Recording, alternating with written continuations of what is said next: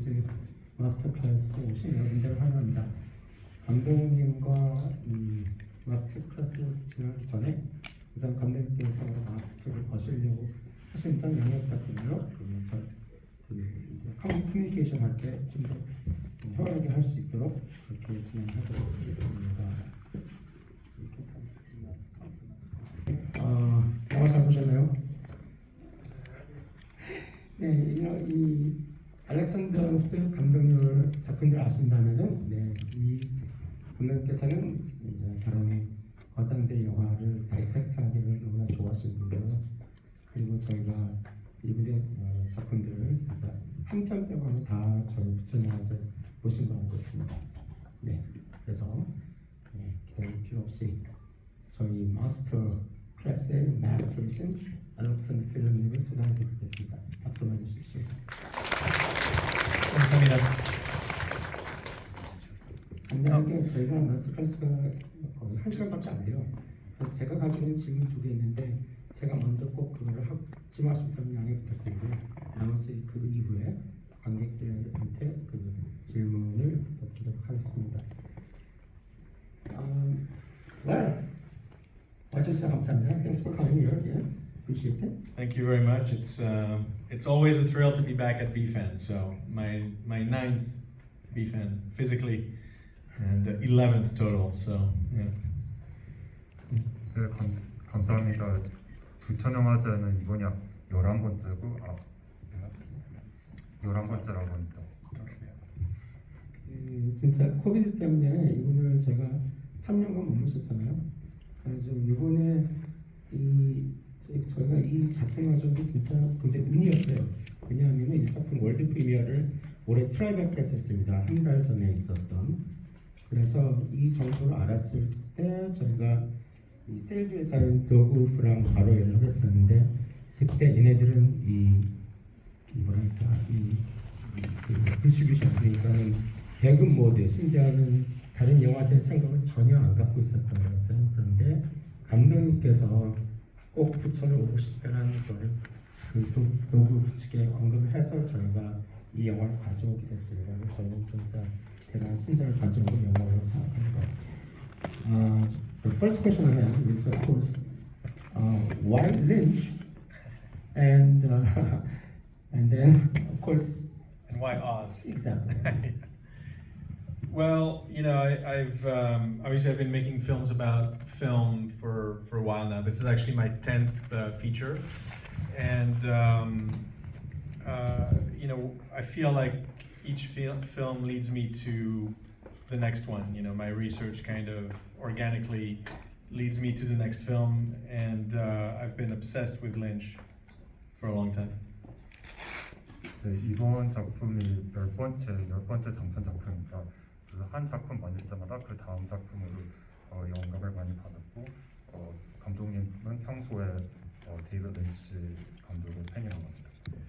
And you know, I think David Lynch fans for decades have been talking about the connections between Lynch and Oz. You know, it's the kind of stuff that will pop up in forums or online. There's always these sort of conversations. 그리고 저는 이제 린치 감독을 수십 년간 존경해왔고, 이런 온라인 포럼을 보면은 많은 이제 사람들이 린치와 오즈의 그런 커넥션들을 많이 논의한다고 합니다. And I really wanted to see, you know, how far down or how deep into the rabbit hole I could go in making that kind of exploration, and see all the things that I could find. 그리고 이제 저는 이 작품을 통해서 이런 린치와 오즈의 관계에 좀 더 얼마나 더 깊은 미궁으로 빠져들 수 있을지 궁금했다고 합니다. But you know, this was a very intuitive process. I didn't know exactly. I wasn't sure that we would have a feature. But my intuition told me to make this film, and it wasn't until I got to talk to all these incredible people that clearly we went a lot deeper than we thought we would go. 그래서 이 작품 같은 경우는 처음에 기획했을 때 장편을 나올지는 몰랐는데 자기 자신의 목소리를 듣다 보니까 장편으로 정하게 되었고, 그 영화에 보신 것처럼 수많은 이런 훌륭한 감독님들과 대화를 통해서 이 작품이 나왔다고 합니다.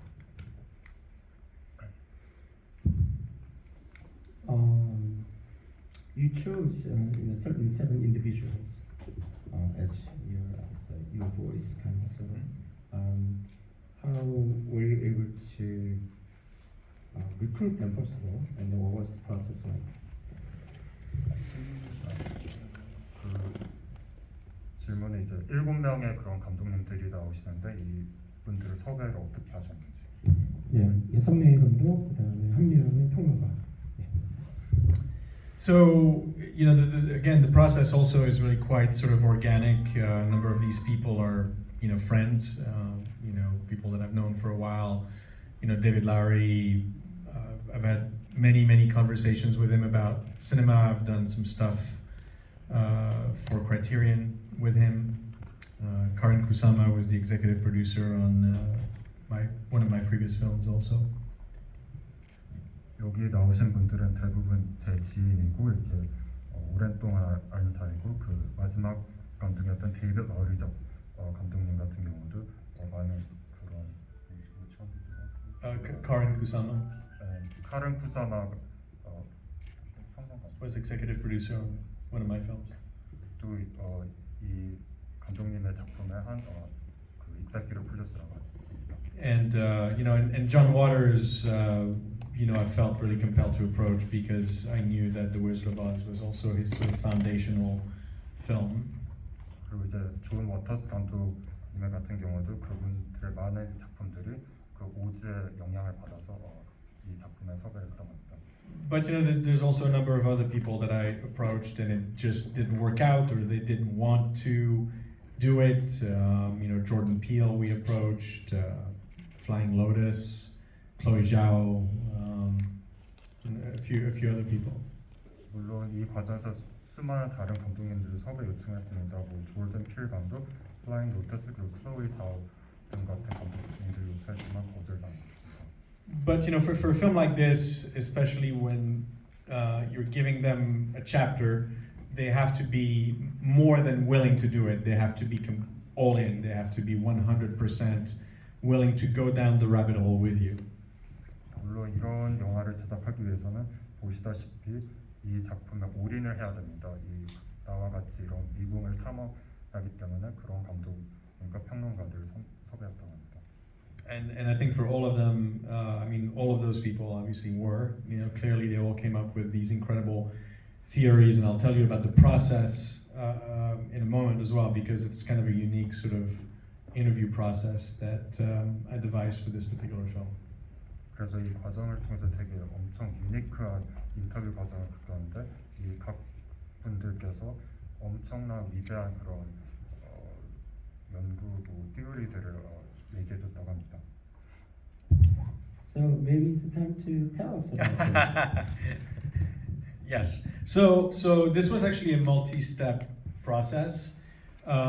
So the first part was essentially what I call a jazz interview, where we would just have a conversation on the phone for an hour and a half, 2-3 hours. You know, I think the longest was 3.5 hours. And I just recorded the conversation very low res on my iPhone.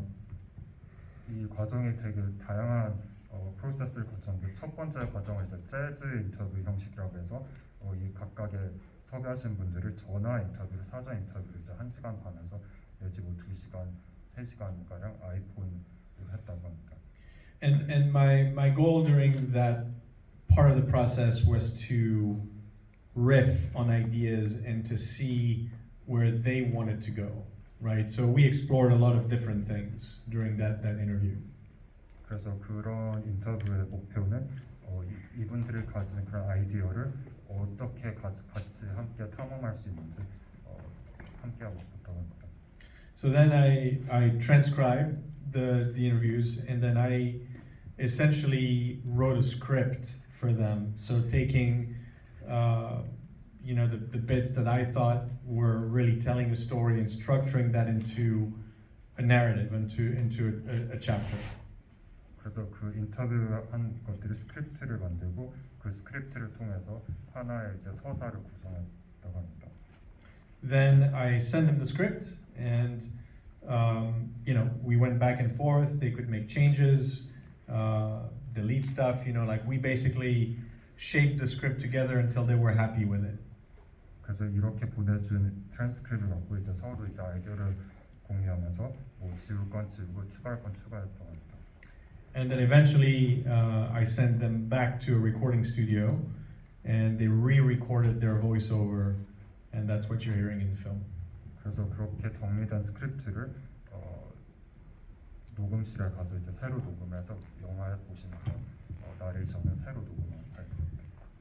It was particularly difficult for David Lowry because he was getting ready to shoot his new Peter Pan for Disney, and he was completely locked. Disney locked him in a house in Canada for quarantine, basically before shooting, so he couldn't leave the house. 그 마지막에 나오신 데이비드 라우리 감독이 가장 어려웠는데 그 이유는 이제 새로운 작품 피터팬 작품을 위해서 이제 디즈니 측에서 캐나다 쪽에 이제 코로나 때문에 이제 격리를 시켜서 이제 좀 액세스가 좀 떨어졌던 것 같아요.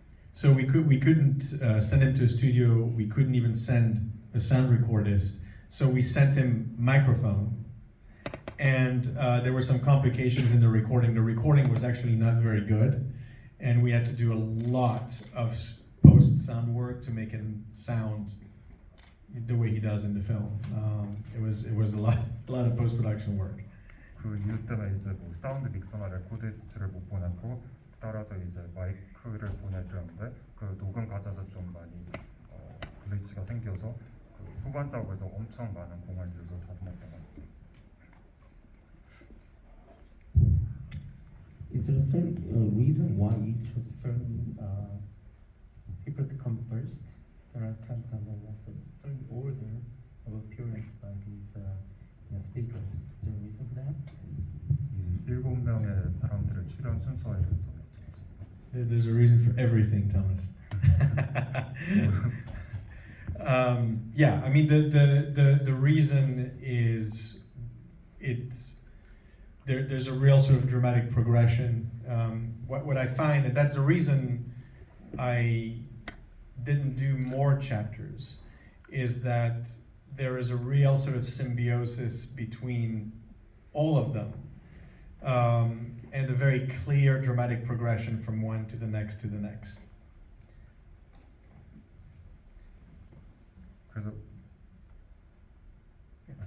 그래서 그 이유에는 많은 이유가 있다고 합니다. 뭐 보신 것처럼 점점점 이제 드라마 서사 구조가 형성이 되고.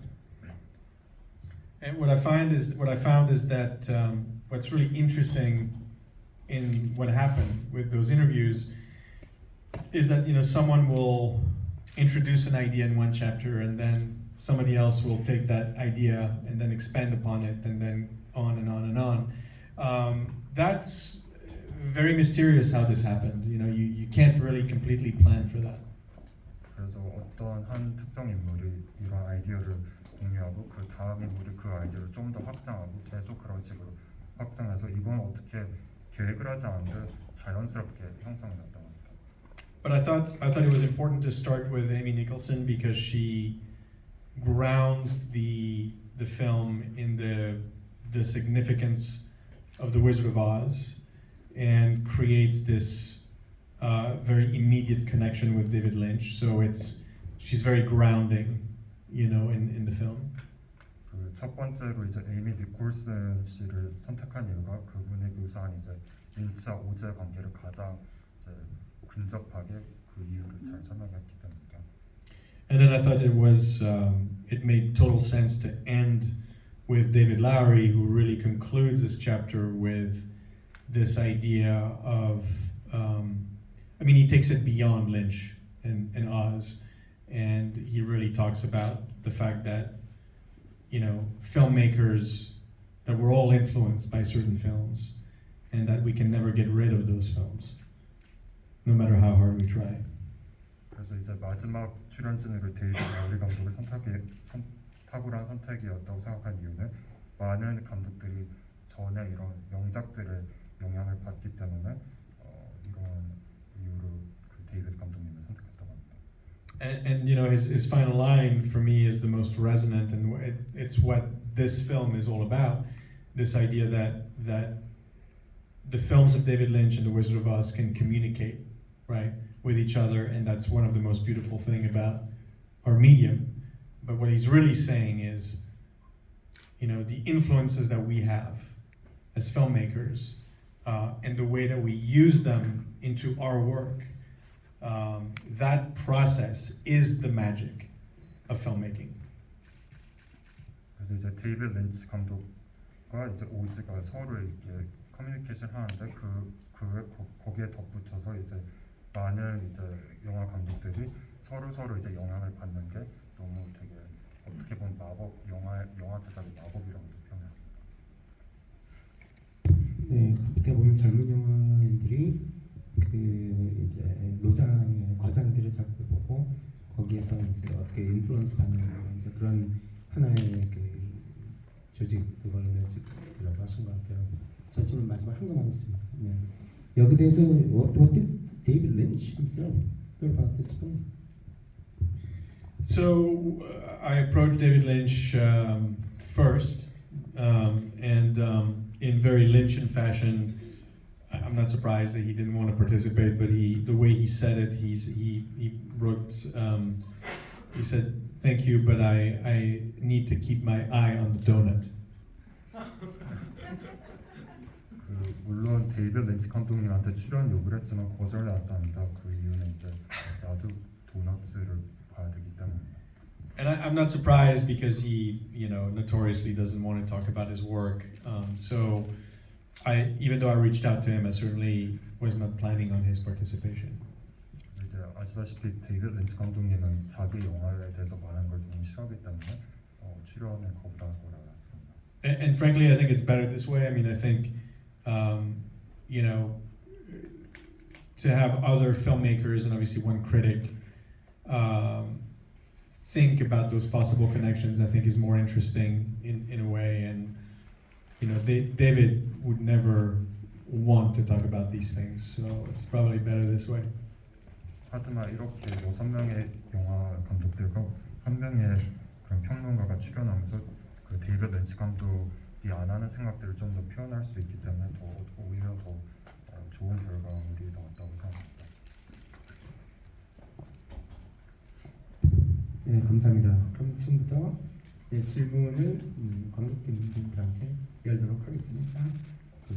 질문 주신 분은 손을 들시면 저희가 마이크를 전달하고 있습니다. 제 가운데 왼손을 들고 계신 분들 부탁드리겠습니다.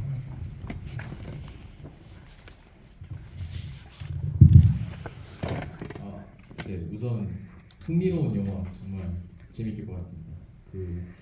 질문은 한 가지만 드릴 텐데 감독님께서 이 영화를 지금까지 제작을 하시고 개봉까지 간 지금 상황에서 감독님께서 데이비드 린치 감독님의 영화에 대한 관점이라든가 태도가 바뀌게 된 그런 게 있는지 아니면은 어떤 다른 태도로 데이비드 린치 감독님의 영화를 보게 되었는지 그런 어떤 전환점이 있었는지에 관한 그 감독님의 경험을 한번 들어보고 싶습니다.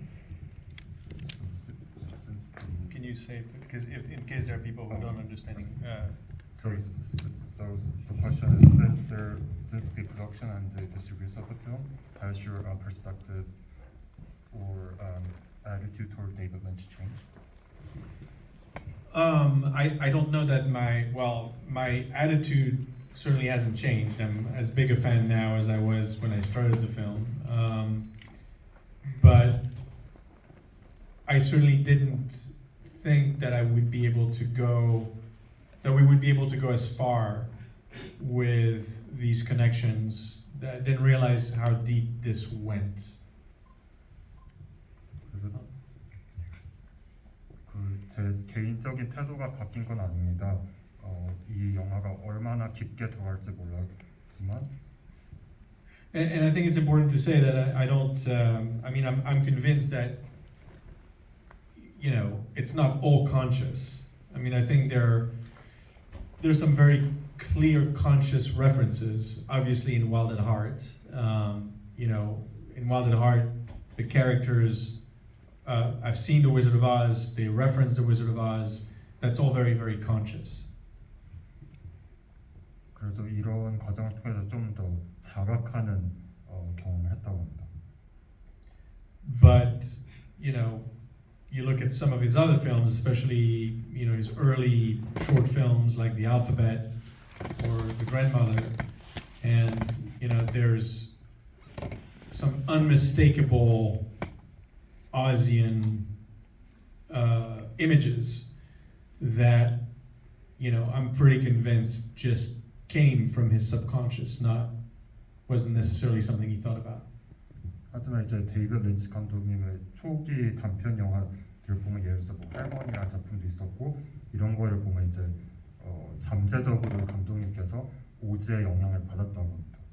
And there's many more too. I mean, there's a lot of stuff we couldn't even include. I mean, the point of the film is not to include every possible connection, but the film is really to make the case that that Lynch is in a way trapped in Oz. 이 영화의 목표가 그런 하나하나 커넥션들을 발굴하기보다는 린치 감독님께서 그 오즈 세상 안에 갇혀 있는 것을 좀 표현하고 싶었습니다. And I think that's true of every filmmaker. I mean, Fellini famously said, "I keep making the same film over and over and over again." And I think that's true for many of us. I think it's true for painters. I think it's true for musicians. I mean, it's the foundation of art. You keep digging deeper and deeper and deeper. 그래서 이거는 뭐 필리니 감독님도 하신 말씀이지만 계속 나는 같은 영화를 반복해서 만들고 있고 이거는 비단 영화인들뿐만 아니라 뭐 페인터라든지 뭐 음악가도 다 마찬가지입니다. But that's actually a beautiful thing. I think it's not. I'm certainly not suggesting that it's a limiting thing. It's once you understand what drives you as an artist, to be able to go deeper every single time is a really wonderful exercise. 그래서 이런 자체는 되게 아름다운 것이라고 생각하고 이런 감독들의 좀 리미테이션은 아니라고 생각합니다. 그래서 이것들이 좀 더 다른 새로운 작품들의 영감을 받을 수 있는 그런 모티베이션이기도 합니다. 네, 다음 질문은 손 들어주시면 제가 마이크를 될 것 같습니다. 여기가 앞에 계십니다. We have a few. Yeah. 감독들은 똑같은 영화를 반복해서 만든다. 그리고 영화 마지막에 제가 기억하기로는 집이 최고다 이런 대사가 나왔던 게 그 감독들은 계속 똑같은 이야기를 반복을 한다는 것을 말씀하신 것 같은데 그 이야기를 지금 2시간 동안 러닝타임으로 쭉 풀어내셨다고 생각을 해요. 근데 그걸 일단 데이비드 린치 감독님이 그 알렉산더 감독님께서 생각하시기에 하려고 하는 반복되는 이야기는 짧게 요약을 하면 무엇일지 궁금합니다. So you mentioned that the filmmakers tend to repeat the stories over and over again, and at the end of the film, there's a line saying, "The home is the best." And with the 2-hour running time of this film, what are you trying to say to show that this kind of repetition is good or bad? There's no place like home, huh? So I'm sorry. The question is.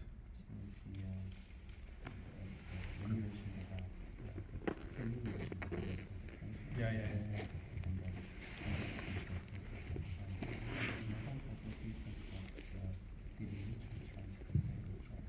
Oh, well, I mean, obviously the Dorothy's line, "There's no place like home, there's no place like home," is a mantra, right? It keeps coming back again and again. She repeats it. The thing about David Lynch also is that he's very much into transcendental meditation. 그래서 이렇게 도로시가 계속 뭐 집보다 좋은 데는 없다, 집보다 좋은 데는 없다, 이제 일종의 만트라라고 합니다. 그래서 데이비드 린치 감독도 그런 거를 좀 초월하는 그런 경험을 좀 더 나타내자고 합니다. So the way that the film is structured in a way is I wanted it to feel like as we go into the emerald curtains, we're going essentially into transcendental meditation, and we're going to go deeper and deeper and deeper, and then we're going to eventually come out and come back home. 그래서 이 영화는 이렇게 그 스트럭처를 어떻게 했냐면은 초기에 이제 에메랄드 커튼에 들어가면서 좀 시공간을 초월하는 그런 명상 효과를 좀 나타내고 싶었습니다. So that's why for chapter 1, when the curtains open, it's the emerald curtains, right? We're going into Oz, and then we go deeper through the red curtains, which are Lynch. We're going deeper into the Lynchian universe, and then when we come out of chapter 6, we're back out of the emerald curtains again, and back into our world. 그래서 처음 챕터 1에서는 이제 에메랄드 커튼을 통해서 오지라는 세계로 들어갔고 나중에 가서는 레드 커튼, 빨간 커튼으로 이제 린치의 세계를 갔고 마지막 챕터 6에서는 다시 이제 현실 세계로 돌아왔습니다. I hope that answers your question. 혹시 질문에 대한 답이 됐는지.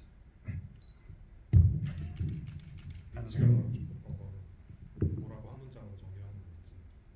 How can you sum it up in one sentence? Can I sum it up in one sentence? I don't think I can.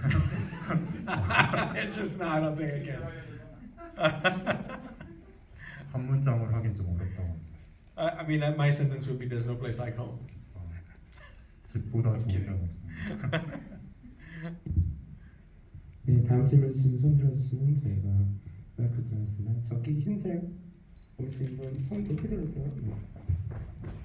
다음에 갈게요. 네. 그 감독님의 영화를 지금 계속해서 챙겨보고 있는데요. 겉으로는 이제 되게 미국적인 방식으로 영화를 분석한다는 거는 얼추 비슷한데 각 그 소재마다 이제 연출법이 조금씩 달라지시는 것 같아요. 그래서 가장 최근 작들 살펴보면은 그 윌리엄 프리드킨 나왔던 다큐멘터리는 되게 마스터클래스 같은 느낌이었고, 그 다음에 그 서부 영화 나왔던 테이킹은 좀 되게 강의 느낌이었다면 이 영화는 되게 포럼 같은 느낌이 있거든요. 그래서 어떤 소재를 선택하시고 연출 방식을 어떻게 또 정하시는지 그 작업 과정이 되게 궁금합니다. I'm a fan of your films. Your previous film shows a lot of different styles of direction, and for this particular film, it felt like a forum. So when you're deciding on your direction style, what's your influence? Well, you know, I mean, every film, and thank you, first of all, I appreciate that. Every film is different, and every approach is different. But for me, it's also very intuition-based. The idea for the framing of the film and the style come to me very quickly. 그래서 모든 영화는 다 다르다고 생각합니다. 하지만 내 영화들은 좀 내 자신의 그런 자각을 많이 나타내고 이런 프레이밍이라든지 뭐 이런 아이디어는 빨리빨리 오는 편이에요. And for this one, I really wanted to create a framing device that it had to be very theatrical, and I wanted to essentially create a kind of a limbo or another world where you can cross into Oz or into Lynch, and that's why we have the emerald curtains that become red, you know, which suggests that the two realities are very close to each other. 그래서 이 영화 같은 경우 이제 프레이밍 장치의 역할이 컸습니다. 그래서 보시는 것처럼 되게 연극 같은 무대를 설정을 했고, 그래서 서로 이제 림보를 왔다 갔다 하는 형식. 소위 이제 우리가 왔다 갔다 하는 에메랄드랑 빨간 커튼이 좀 더 가까운 위치에 있었다고 합니다. And we filmed that opening and closing in it's an old opera house in the mountains of Colorado, and we shot all these shots with a drone inside the opera house. 그래서 오프닝이랑 클로징에 보셨던 그 오페라 하우스는 산 속에 콜로라도 산 속에 있는 오래된 극장이고 그 안에서 이제 드론을 사용해서 찍었다고 합니다. And that was very challenging because you know drones, these particular drones, need a certain amount of light in order to operate, and because it was flying around. You know, there was this very particular, you know, these shots that I wanted to get. Sometimes I would get into these dark areas and crash. 그래서 이 오페라 하우스에서 찍는 게 되게 어려웠던 점은 이런 드론들이 최소한의 이런 조명이 있어야 되는데 어두운 부분을 가게 되면 이렇게 드론이 막 추락하는 사고도 발생했다고 합니다. And that's why, I don't know if you remember, but in the opening sequence there's a shot where the camera goes almost below the stage and then comes back up. That was not a shot we planned on using, but it was an almost crash, and then the drone came up, and then I saw that shot. I'm like, it's great. We have to use it in slow motion. So that was just a happy mistake. 그래서 그 오프닝 샷에서 보면 이렇게 슬로우 모션을 거의 추락하는 것 같은 느낌의 샷이 계획된 샷은 아니고 거의 이제 추락하기 일보 직전에 다시 올라온 샷이어서 그게 너무 좋아서 사용했다고 합니다. There was an additional challenge with the actor. On the day before we started filming, he had a seizure. I actually was driving him and he had a seizure in my car. I had to take him to the hospital and he basically was out, so we had to film without him. 그 또 다른 난관이 이 촬영 전날에 그 배우분께서 갑자기 발작을 일으켜서 감독님께서 직접 응급실에 데려가면서 그 촬영을 못했던 겁니다. So all the shots that we had planned, we couldn't do them. I had to overnight reinvent the opening sequence and think of a way that we could later film him over green screen and include him in the sequence. 그래서 애초에 계획했던 샷들을 다 못했고 그래서 저는 이제 그 자리에서 새롭게 어떤 인트로를 찍어야 될지 고민을 했고 이제 보신 것처럼 그린 스크린을 통해서 그 배우가 나타날 수 있게 표현했습니다. And initially he was going to be the one to open the curtains and let us in, but because he wasn't there, I had this idea to have two of the crew just use their hands, which was very sort of Lynchian in a way, and it really worked. So I mean, I hate to say this, but I think it turned out better than if he had been there in person. It opened some new possibilities, but it was a very scary thing. And then he actually had well, I'll tell you in a moment. Just translate that. Yeah. 그래서 처음에 이제 그 배우분이 이제 커튼을 열어야 되는 상황이었는데 못 해가지고 크루분들이 이제 뒤에서 커튼을 열었는데 오히려 그 효과가 더 린치 스타일이라서 더 마음에 들었던 것 같다. Then we had planned about a month later to film him and do the green screen. We had booked a studio, and the day before he had another seizure, and so we had to literally wait another 2 or 3 weeks. And at that point, you know, if we couldn't do it then, we would have had to scrap the entire thing. So it was a very stressful opening sequence to film. 그래서 이제 몇 달 후에 그 그린 스크린을 크로마키 촬영을 섭외했는데 또 이 배우가 그 전날에 또 같은 발작 증세를 일으켜가지고 또 촬영에 또 많은 피해를 입었던 겁니다. 네, 다음 질문 받도록 하겠습니다. 저기 저 끝에 오른쪽에 왼손 들고 계시면서 한번 먼저 드렸습니다.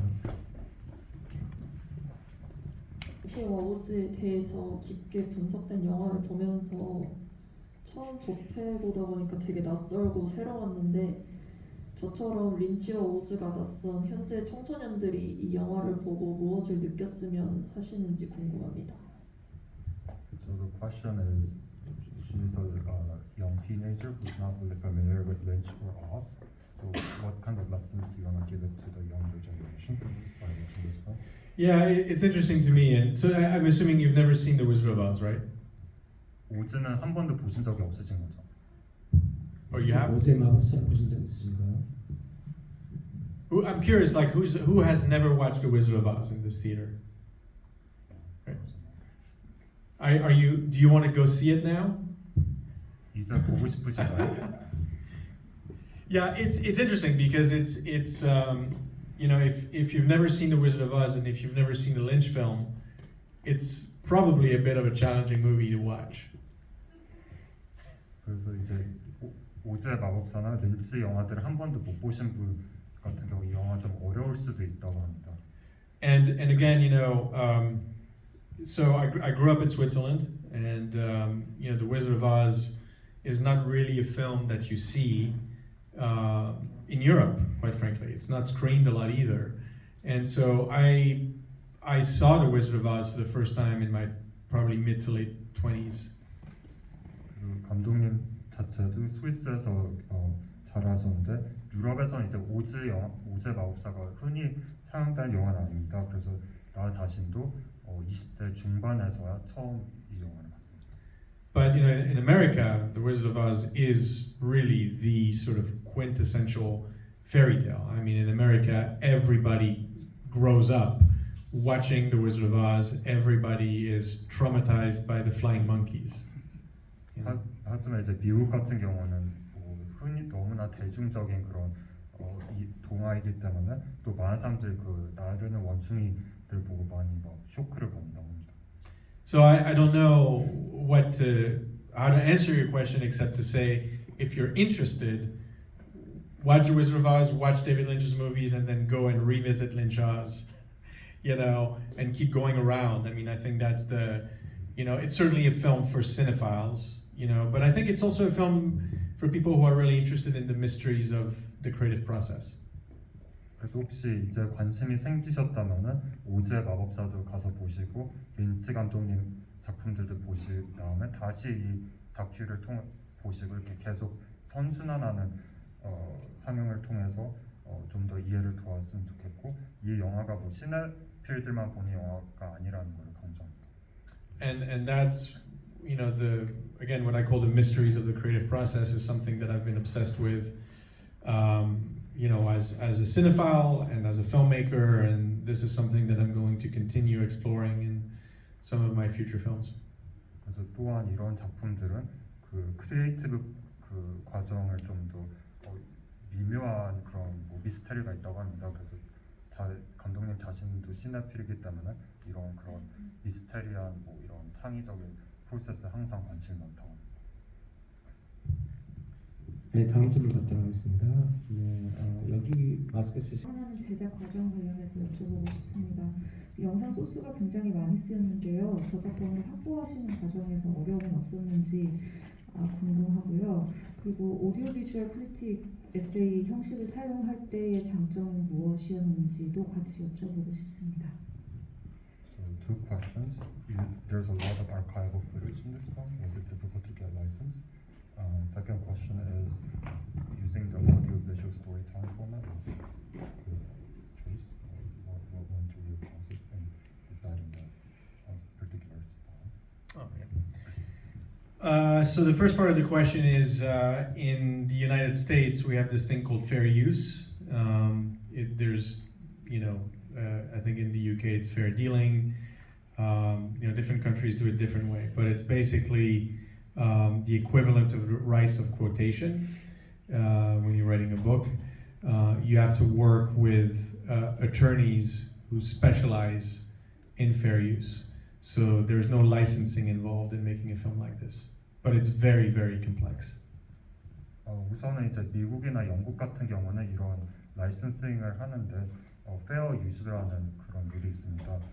뭐 책을 쓸 때 예를 들어서 이렇게 짧은 코트를 받는 거랑 똑같다고 보는데요. 이 과정 이제 전문 변호사들을 거치기 때문에 뭐 피가 들어가는 커스트가 들어가는 건 아니지만 되게 복잡한 과정을 거친다고 합니다.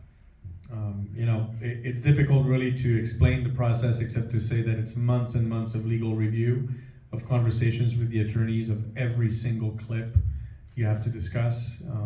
Many I couldn't include or couldn't use in a particular way, but every single clip has to be approved by the attorneys because you have to get a fair use certification at the end. 그래서 이 과정은 수개월을 거쳐서 이제 변호사들이랑 논의를 하고 많은 클립들을 못 썼다고 합니다. 그 페어 유지 때문에. 그래서 그런 것들이 And so, because this is a film that came out of the pandemic, I was not able to go and interview those people in person. It was all done remotely. 그리고 이 영화 자체가 그 코로나 팬데믹 시기에 만들어지기 때문에 그분들을 일일이 인터뷰를 대면으로 못했습니다. 대신에 이제 채택한 게이 홈 인터뷰인가요? Yeah, and then in the studio. 그래서 전화로 아까 처음에 말씀하신 전화로 인터뷰를 한 다음에 나중에 이제 다듬어서 스튜디오에서 새로 이제 인터뷰를 했습니다. So obviously we never had the luxury to cut to them on camera speaking, so that's why the challenge was to be able to use all of these clips. And it gets very, very challenging because literally every moment you have to make very, very special. So the clip work is it's very intense. 그래서 이렇게 그 출연진들을 볼 수 그 인터뷰 촬영 안 했기 때문에 중간 중간에 인서트 샷이 없어서 모든 보신 것처럼 그 아카이브 영상을 썼는데 이거 자체 이렇게 고르는 과정도 하나하나 그 클립이 너무 소중한 클립들이기 때문에 선별 과정이 엄청 까다롭고 힘들었던 것 같아요. Yeah, I mean, especially because a lot of these clips are, they're not always used literally. To me, the art form is finding clips that work on multiple levels. When you're using them, that speak to the deeper ideas of the film itself.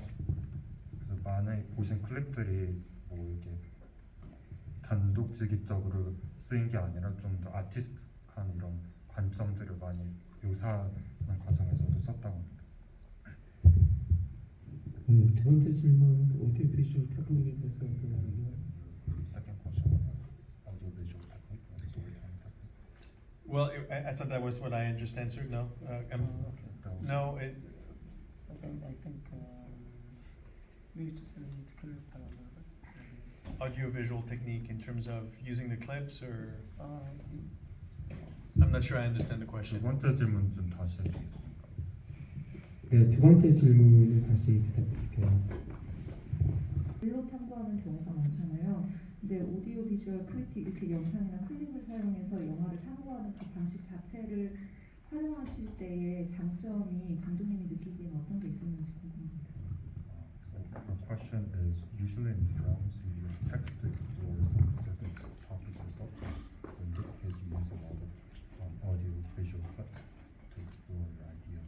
Text? Yeah. Compared to text, you use audio visual clips. So what's the advantage of it? Oh, well, I mean, I think, if I understand your question correctly, which I'm not sure, I'm a big believer in telling a story as visually as possible, always. I think that's what, that's the beauty of film. And I think otherwise you risk becoming didactic. 그래서 저는 이제 보통 영화를 만들 때 최대한 비주얼한 스토리텔링을 추구합니다. 왜냐면 텍스트를 쓰기 시작하면 너무 좀 강의 형식으로 바뀌기 때문입니다. And to me, especially making a film like this, where you're making a very esoteric argument about a filmmaker who doesn't like to speak about his own movies. 그래서 이번 영화 같은 경우는 뭐 린치 감독이 아시다시피 자기 영화를 표현한 그 말에 대한 영화를 하는 걸 너무 싫어하기 때문에 그거를 좀 더 추상적으로 접근을 해야 되는 그런 방법이 있었습니다. Creating those connections in immediate and visceral and visual ways, I think is the most powerful way to to make this resonate with an audience. Otherwise I could write a book about Lynch and others, and I could. I just don't want to. I want to make a film. 그래서 관객들한테 최대한 다가갈 수 있는 게 텍스트보다는 영상, 클립 이런 비주얼 미디엄이기 때문에 만약에 텍스트 기반을 원했다면 자기는 린츠와 오즈 관련된 책을 쓸 수 있는데 자기는 책보다는 영화를 택했다고 합니다. 미디엄. And to give you one example, I think to me part of the magic of this kind of filmmaking is finding these visual connections that people don't necessarily think about. I'll give you an example. 그래서 이러한 영화를 만들 때 또한 마법이 사람들이 생각하지 못했던 그런 비주얼 커넥션을 찾는 거라고 합니다. 예를 들어서 So when we needed to establish the connections between The Wizard of Oz and It's a Wonderful Life, which are the two foundational sort of Hollywood texts for, you know, for American audiences. 그래서 예를 들어서 이제 오즈의 마법사나 It's a Wonderful Life 같은 전형적인 할리우드 영화를 예를 들자면 It's not just about finding, you know, of course, this connection of, you know, George Bailey, Jimmy Stewart, you know, saying that, you know, take me home, take me, you know, take me back, which is obviously what Dorothy says, right? So that's the literal connection. 그 직접적인 관계는 뭐 영화에 나오는 조지 베일리나 지미 스튜어트가 집에 데려가죠. 그런 오즈 마법사에서 나오는 그 도로시가 하는 표현이라고도 볼 수 있는데요. But it's also finding these moments of connections that are very sort of magical, where, you know, the scarecrow does his little dance and falls down, and then George Bailey, you know, dances backwards and falls into the water, right? So there's these sort of like beautiful connections that happen that I think by juxtaposing them, by putting them side by side, create a deeper feeling of connection with the audience. 그래서 더 나아서 이제 뭐 오즈의 마법사에서 그 허수아비가 막 춤추다가 자빠지는 장면이라든지 그 원더풀 라이프에서 조지 베일리도 뒤로 이게 춤추다 자빠지는 장면들이 어떻게 보면은 대조가 되는 장면일 수도 있지만 그 서로 이제 비교를 하면서 좀 더 마법 같은 효과도 난다고 합니다. And then there's the case of the curious, that sort of golden ball in Twin Peaks: The Return that mirrors the one where Glinda, the Good Witch, appears in The Wizard of Oz. And you put them side by side, and they move at the exact same pace. And you have to wonder that it has to be conscious, right? But I'm not sure. 그래서 이제 되게 그 마법 구슬이 등장하는데 트윈 픽스란 영화랑 오즈랑 그렇게 둘이 이렇게 대립되는 것도 어떻게 보면 되게 마법 같은 효과도 난다고 합니다. And as we have the split screen, we start with the music from Twin Peaks, and then go to the music from The Wizard of Oz, because if you pay attention, there's similarities in the score as well from The Wizard of Oz and Twin Peaks. 그 스플릿 스크린에서 나오는 이제 트윈 픽스 영화랑 그 오즈의 마법사에서 음악이 이렇게 전환되는 장면인데 거기서도 이제 유사성을 찾아볼 수 있습니다. So these are all magical connections that you can only do on film. A book would never be as immediate, right? So all of these connections, it's all the clip work that goes behind it, is to create that emotional connection with you guys, with the audience, and hopefully, you know, clarify that, not just in your brain, but in your heart as well. 그래서 앞서 예시처럼 이런 것들 이제 책에서 표현한 것보다는 영화적으로 표현했을 때 좀 더 마법 같은 효과를 누릴 수 있기 때문에 이를 통해서 이제 좀 더 관객들과 이런 소통도 할 수 있는 그런 이유 때문에 책보다는 영화를 선호한다고 합니다. And of course, I just said the heart and brain, not even thinking about Scarecrow and Tin Man. 그리고 또 이제 That's the way it works. 심장이랑 이렇게 뇌를 언급하셨는데 이제 오즈의 마법사 보신 분들 아시겠지만 이제 허수아비는 이제 심장이 없고 뭐 사자는 뇌가 없잖아요. 그래서 그런 걸 무의식적으로 방금 말씀하셨습니다. 네, 안타깝게 시간상 저희가 마지막 질문이 나올 것 같습니다. 그래서 너무 지금 하나 둘셋넷네 분 계신데 양해를 부탁드리고 저 맨 끝에 계신 분, 맨 오른쪽에 마스크 쓰고 선을 머리에 드신 분, 그분한테 질문을 맡기겠습니다. 손 다시 들어주세요.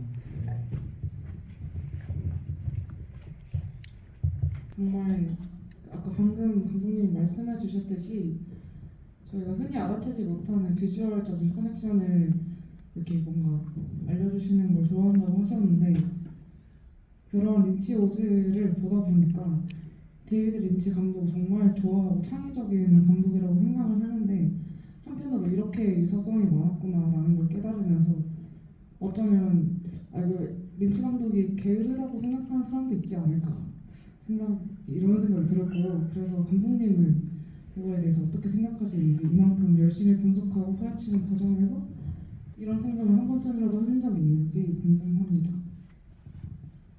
So she resonates with what you just said about visual connections and talking to the audience. But watching this film, it made her realize David Lynch borrows a lot of these similar ideas from other filmmakers. So in her mind, it might kind of look, or maybe if you felt this way too, but maybe David Lynch might be a little bit lazy in terms of like coming up with original ideas. Did you ever feel that way? No, not at all. I don't think. I think. No, I don't think David Lynch is lazy. I think David Lynch is one of the most brilliant filmmakers that we have today. I think he's he's a surrealist, number one, and I think he uses his inspirations and influence in completely fresh ways. 네, 저는 이제 린치 감독님이 게으르다고는 생각을 안 했다. 린치 감독님 같은 경우는 그 초현실주의자이기 때문이죠. I mean, if anything, and again, I can't speak for him. All right, I don't want to put words into his mouth, but I think there's a certain obsession there with Oz in some way, and I think any artist who just leans into his or her obsessions is worthy of study because that's really interesting to me. 그래서 뭐 제가 이 자리에서 린치 감독님을 대변한 건 아니지만 이렇게 오즈의 마법사라는 영화를 되게 거의 뭐 강박관념을 갖고 이렇게 되게 좋아하는 것처럼 이런 어떤 한 작품에 그런 몰두하는 그런 열정 이런 것들은 좋은 행동이라고 생각합니다. And I think I think we all we all do it, and I think that's the what I suggest in the final montage where we have Jane Campion and Kiarostami and Spike Lee and all these other filmmakers, that there are certain motifs that keep coming back again and again and again and again, and again, like we can't escape that whether we want to or not. 그래서 이런 행동들은 많은 감독들이 하고 있습니다. 보신 것처럼 마지막 몽타주 시퀀스에서 뭐 제인 캠피언 감독님이나 스파이크 리 감독님처럼 계속 이렇게 똑같은 그런 효과들을 계속 반복적으로 보여주고 있습니다. So I don't think that's laziness. I think it's obsession, and I think that's pretty cool. 그래서 그거는 게으름이 아니라 엄청 강렬한 그런 열정이라고 생각합니다. 네, 끝까지 제 마스터클래스에 남으셔서 대단히 감사드리고요. 오늘 이 자리에 나와주신 알렉산드로 필름 감독님께 다시 한번 큰 박수 부탁드리겠습니다. 감사합니다.